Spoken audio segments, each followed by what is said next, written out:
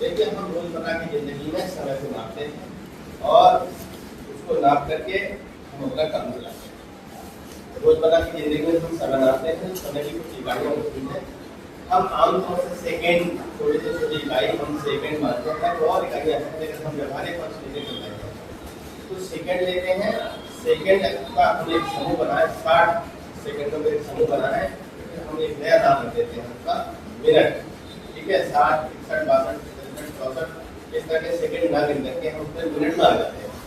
तो इसी तरह से हम मिनटों को गिनते हैं, हमारे 60 जैसे मिनट पूरे होते हैं, तभी वो मिनट क्या बन जाता है, एक घंटा बन जाता है। जैसे कि एक सेकेंड बाद में 60 सेकेंड मिनट बना देते हैं और 60 मिनट घंटा होते हैं, तो एक घंटा बन जाता है। अब फिर नया एक पैटर्न आ जाता है, तो 12 घंटे अगर घंटे हो जाते हैं तो हम एक नया नाम देते हैं एक दिन।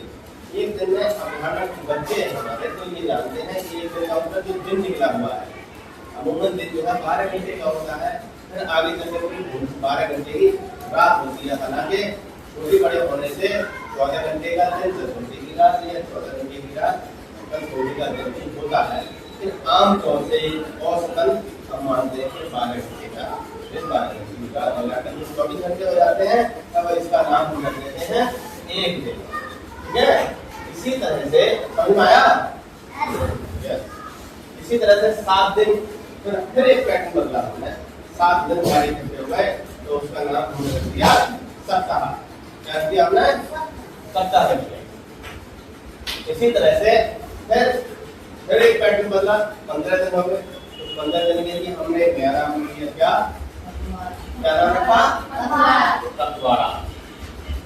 इसको आमतौर से हमारे जो शिक्षित लोग नहीं हैं वो इसको पक्ष भी कह देते हैं, पाप भी कहते हैं, पाप भी कह देते हैं। ठीक है, तो इस तरह से फिर हम जो है 20 दिनों का एक समूह में आ जाते हैं, तो वो शुरू बन जाता है एक महीना।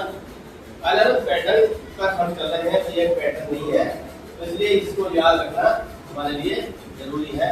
हालांकि व्यवहारिक जब ज्ञान व्यवहारिक हो जाता है तो वो याद नहीं। यहाँ तक इन चीजों को हम जानते हैं, जैसे दिन में एक महीने में 30 दिन होते हैं, सभी जानते हैं। इसी तरह से एक साल में कितने महीने होते हैं? 12 महीने होते हैं, ये भी सभी जानते हैं क्योंकि इसका खूब प्रयोग करते हैं, इसलिए हमको मालूम रहता है। तो 12 महीने बराबर 1 साल और 10 साल बराबर, ये थोड़ा सा व्यवहारिक नहीं है, तो आमतौर से बच्चे जो इस्तेमाल करते नहीं है, तो इसको ये जानकारी हम ले लेते हैं कि 10 साल बराबर कहते हैं एक दशक।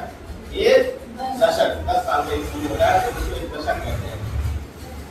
तो इसी तरह से फिर हम जो है एक पैटर्न और आता है, तो 100 साल का एक समूह कर देते हैं, तो उसको कहते हैं क्या? एक शताब्दी।